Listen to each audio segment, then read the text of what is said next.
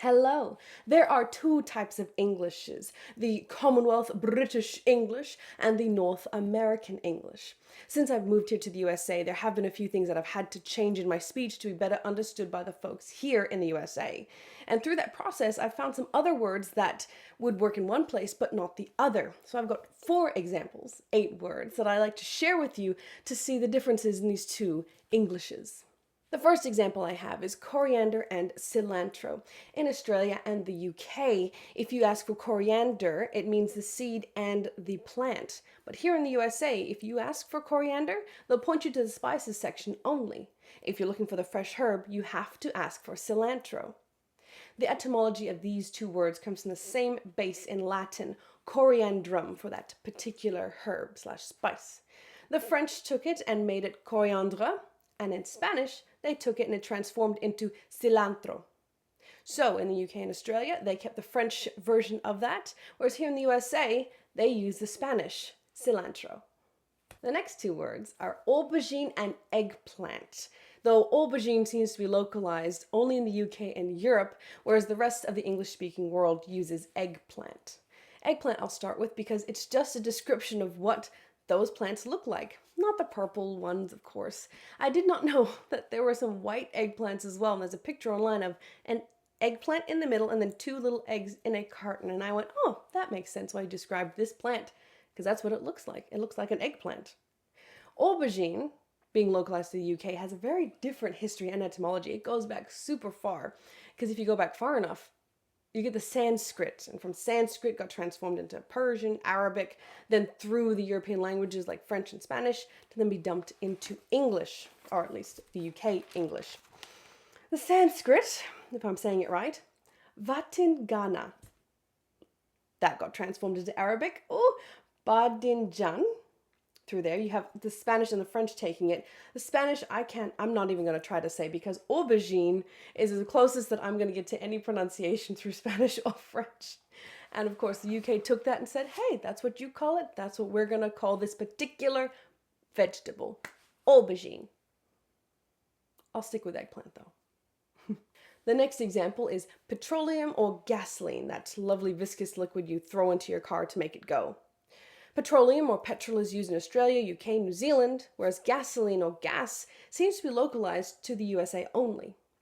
Looking at petroleum, it comes directly from Latin. Petra, meaning rock, oleum, meaning oil, translating to rock oil. But gasoline has a more interesting etymology.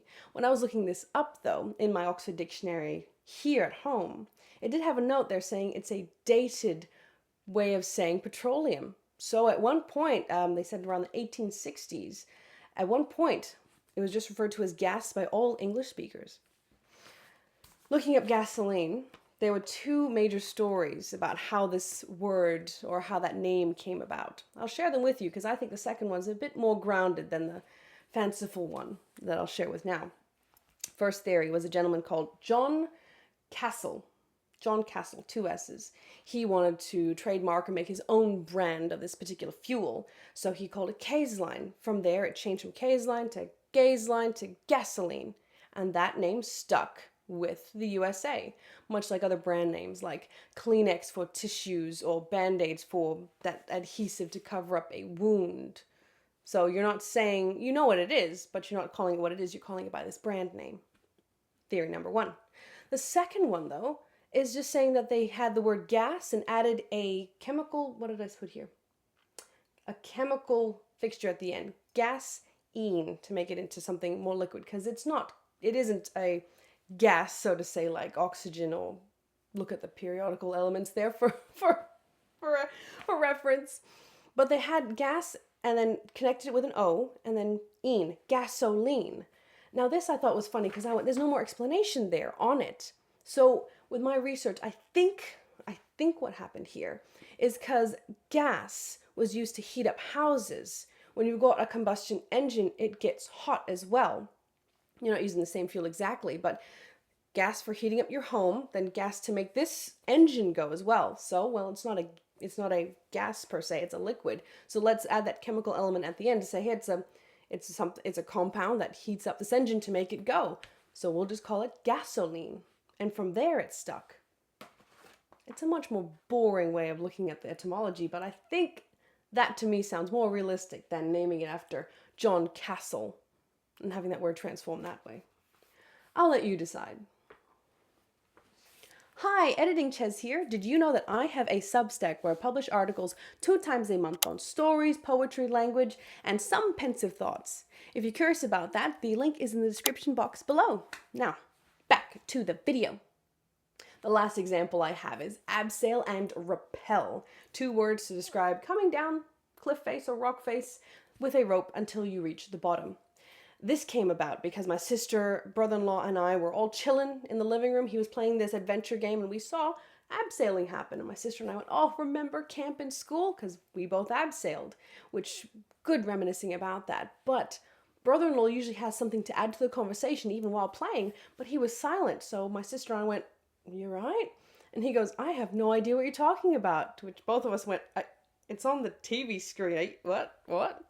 So we asked him, what do you call that? What do you call what the character's doing? And he said, I call it rappelling. And we went, what? And that's when I figured out, wow, there's 2 different words for describing this particular activity. Where we grew up in Australia, we use abseil, which, as I found out, comes directly from German, abseilen, which just means to rope down. Very simple, very direct. I like it. Here in the USA, they took it from the French, Rapulle. Rapulle. Rapulle. I need to read that. Rapulle, meaning to pull through or to recall. Yep, that's it. Well, there you have it. 4 examples, 8 words that I found that, yes, they're all English, but depending on where you're from, you might need to change the way you speak or what words you use to be better understood by the local English speakers there. Thank you for watching, and I hope to see you again in the next video. Bye-bye.